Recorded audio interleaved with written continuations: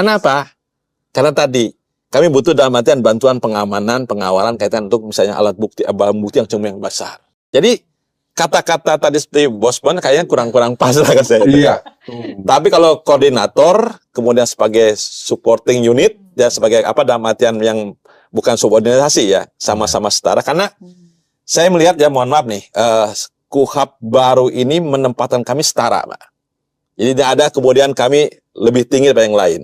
Makanya tadi kenapa menggunakan terminologi koordinasi, tidak dalam konteks kemudian subordinasi, itu kan menunjukkan kami sama.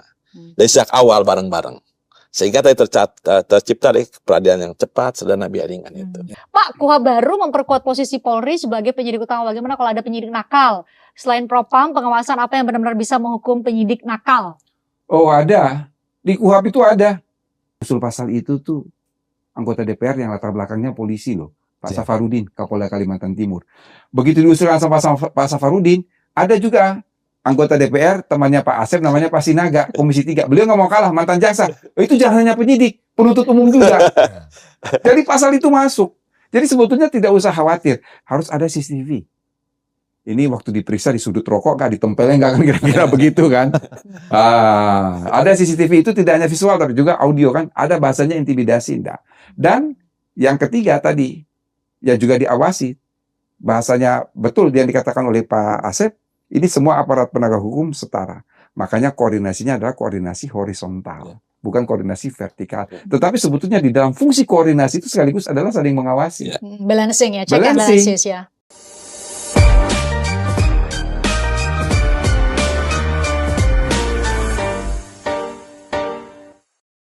Jadi kalau sekarang Mbak Kris itu menanyakan ke kami bagaimana teknis di lapangannya, kalau teknis di lapangannya di dalam pra-peradilan upaya paksa, Polri itu pasti tergugat kedua setelah PPNS melakukan upaya paksa.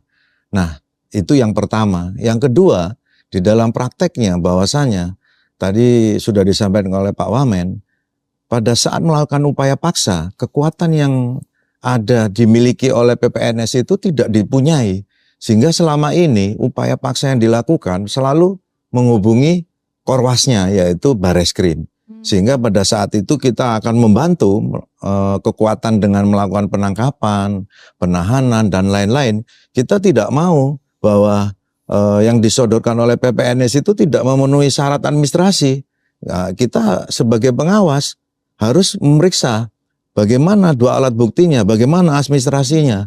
Dalam melakukan penangkapan itu sudah dilakukan apa saja oleh PPNS. Itu yang pertama ya Mbak. Yang kedua tadi sudah disampaikan oleh beliau bahwasanya nantinya PPNS ini pada saat dia membuat suatu BAP itu harus dilengkapi dengan fakta-fakta hukum yang ada.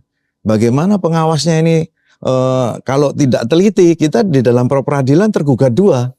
Oh gitu. Tergugat dua, selalu itu. Walaupun BAP-nya dibuat sama ini, betul, PPNS. Oleh PPNS, gitu. Bagaimana pengawasannya? Nah, yang ketiga ini yang lebih diutamakan. Bagaimana PPNS tadi bahwa supporting sistemnya tadi di kementerian dan lembaga dia sebagai pembuat undang-undang, kebijakan, kemudian sebagai pelaksana. Sudah siapa yang mengawasi? Oh, dia regulator, dia eksekutor, harus ada balancing dong. Ada check and balance, check and balance-nya ya di Polri, itu Mbak. Jadi fungsi kami di situ. Mengapa penyidik utama itu bukan kehendak Polri? Itu undang-undang, nggak ada putusan MK, ya dia final dan mengikat. Oleh karena itu nanti dirubah di Undang-Undang Polri bahwa di KUHP sudah dirubah, di putusan MK sudah ada, nanti di Undang-Undang Polri akan kita masukkan. Jadi gitu Mbak. Jadi kalau tadi bahasanya adalah menjadi bos itu tuh kurang tepat dimaknai demikian karena fungsinya tadi apa Prof? Koordinasi. Koordinasi ya fungsinya. Nah tadi kan Prof meng-highlight mengenai bahwa penyidikan itu diberikan porsi utama kepada Polri, polisi, kemudian penuntutan itu tunggal kepada jaksa. Single prosecution system dimanapun di dunia ini memang cuma jaksa. Itu sudah ideal seperti apa yang selama ini terjadi, Prof Asep, sehingga memang harus begitu pembagiannya. Ya. Jadi sependek pengetahuan saya ya dari berbagai negara nih. Yang tadi Prof sampaikan tuh, hampir tidak satu negara pun yang punya dua kebijakan penuntutan. Pasti satu. Oh gitu ya. Ya, di berbagai negara. Dan ini sesuai dengan amanat dari konstitusi ya. Jadi Undang-Undang Dasar Negara Republik Indonesia mengamanatkan ada disebut dengan equality before the law. Salah satunya kesatuan kebijakan penuntutan.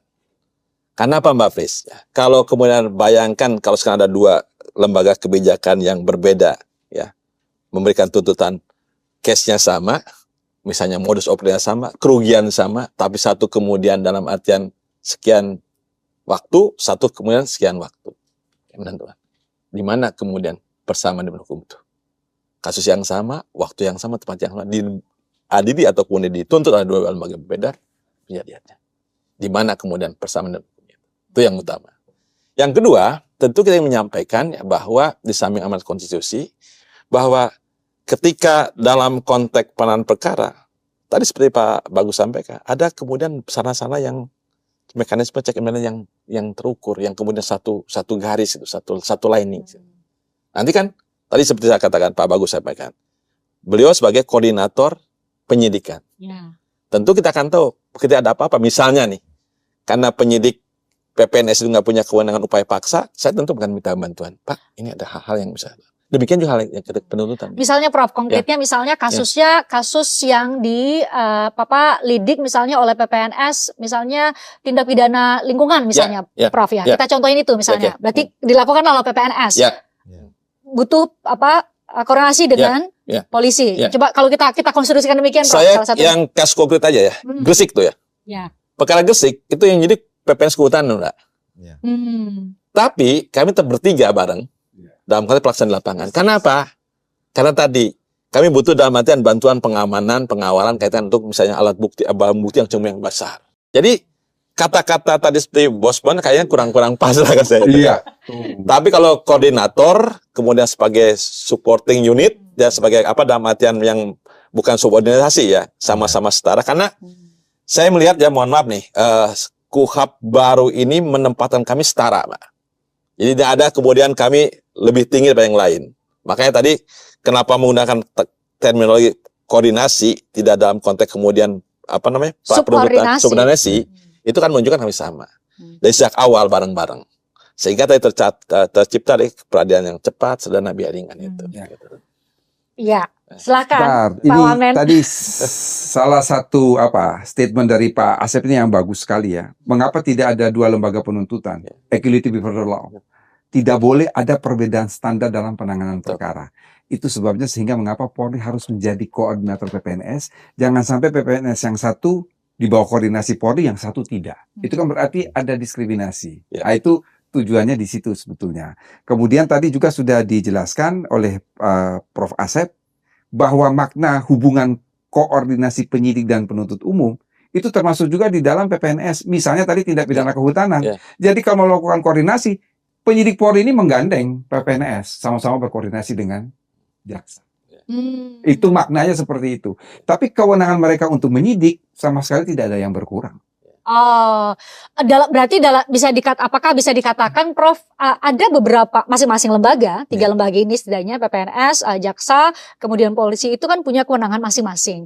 Ada beberapa kewenangan yang tidak dimiliki oleh lembaga lain, misalnya kayak pengamanan atau upaya paksa tuh kan nggak mungkin. Persis. Iya kan, nggak mungkin dong tiba-tiba berseragam PPNS bisa melakukan pengamanan misalnya ya terhadap proses misalnya penggeledahan Prof. Itu dilakukan oleh polisi gitu. Jadi saling mengisi sebenarnya. Betul. Jadi sebetulnya ini bukan sebagai bos, justru sebagai untuk mempermudah penyidikan yang dilakukan oleh PPNS. Ya.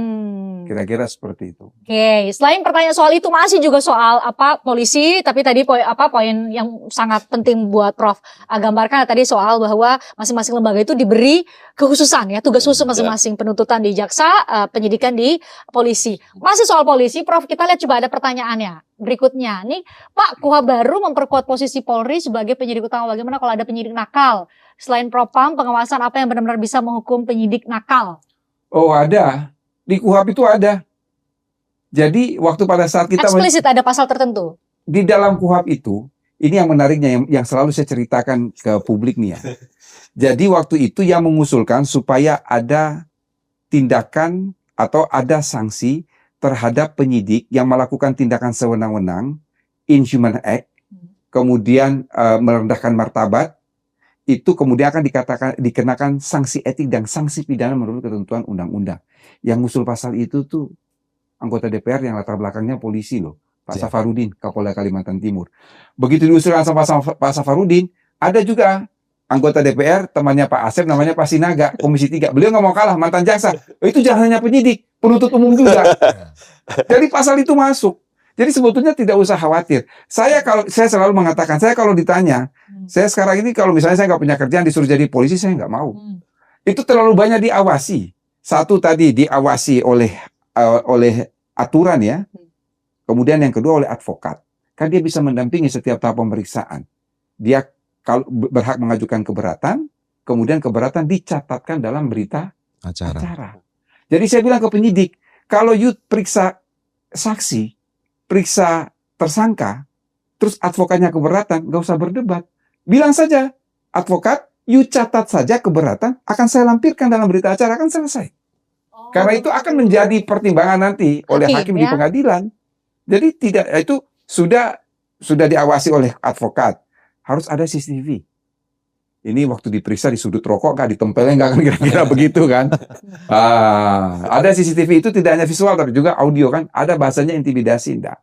Dan yang ketiga tadi yang juga diawasi bahasanya betul yang dikatakan oleh Pak Asep. Ini semua aparat penegak hukum setara. Makanya koordinasinya adalah koordinasi horizontal, bukan koordinasi vertikal. Tetapi sebetulnya di dalam fungsi koordinasi itu sekaligus adalah saling mengawasi. Balancing ya, check and balances ya. Balancing. Nah, itu salah satu fungsi, salah satu kesejahteraan di antara aparat penegak hukum. Itu terlihat sekali. Kalau dulu KUHP yang lama, polisi menghentikan penyidikan, jaksa bisa pra-peradilan. Jaksa menghentikan penuntutan, polisi bisa pra-peradilan. Di dalam KUHP baru sudah nggak ada lagi. Karena sejak awal sudah terlibat. Bareng-bareng. SPDP dikirimkan, maka maksimal 3 hari sudah harus berkoordinasi. Mengenai arah penyidikan seperti apa. Jadi bareng-bareng ini terus. Jadi prosesnya jauh lebih efektif, jauh lebih efisien, efektif. Ya? Dan satu ada kepastian hukum, tidak ada ego sektoral, tidak ada saling sandra. Selesai. Soal pasal mengenai atau klausul mengenai penghinaan terhadap presiden dan wakil presiden, termasuk juga perzinahan. Ini kan banyak yang menduga, ini berarti makin banyak dong perkaranya nih yang numpuk di polisi maupun ya dalam proses lidik maupun penyidikan. Ini bakal banyak banget dong kerjaannya itu kan delik aduan absolut, yang mengadu hanya presiden atau wakil presiden. Kalau perzinahan juga absolut, yang mengadu suami atau istri. Delik aduan. Itu aja saja. Kan batas filternya situ. Bahwa begini, mungkin itu harus jelaskan Prof kepada mungkin yang belum tahu apa bedanya sih aduan sama laporan. Ya kalau laporan itu siapa saja boleh kan, tapi kalau aduan kan orang yang mempunyai kepentingan secara langsung. Nah kita tanya nih sama polisi yang nanti akan menerima aduan dan laporan. Siap kan Pak seluruh aparat kepolisian kita di seluruh Indonesia? Karena jadi pertanyaan Prof Asep, ini KUHP oke lama. KUHP itu kan cepat sekali dari proses disahkan kemudian masa pemberlakuannya. Apakah siap para penegak hukum kita termasuk jaksa dan juga polisi untuk bisa memahami dengan sangat baik KUHP baru ini? Termasuk ini poin soal ini nih. Udah tahu belum semua polisi bahwa itu adalah aduan bukan laporan? Bahwasanya delik aduan itu ya harus orang yang langsung merasakan. Tidak bisa dari orang yang bukan yang merasakan akibat tidak pidana itu. Nah, kemudian kalau banyak perkara yang menumpuk, saya rasa di KUHP ini kan sudah ada bahwa penyelidikan itu masih ada. Nah, bagaimana polisi sebelum melakukan tindak pidana penyidikan naik, itu ada penyelidikannya dulu. Sehingga tidak ada lagi nanti yang menumpuk-numpuk itu tidak ada. Nanti di dalam penyelidikan itu, apakah ini sudah ada unsur tindak pidananya? Kalau memang tidak ada, ya kita hentikan di dalam penyelidikan itu. Karena ada limitasi waktu dalam setiap tahapan tadi Pak Bagus jelaskan ya. Betul. Kemudian kalau langkah-langkah kami dan KUHP maupun KUHP, kami sudah melakukan sosialisasi terhadap 38 Polda, 534 Polres dan 4.200 Polsek. Itu baik secara online. Kemudian kita sosialisasi terbuka, kita mengundang akademisi, yang pembuatnya bagaimana, kemudian kita sudah mengumpulkan baik itu secara FGD, kemudian ada kick off, seminar.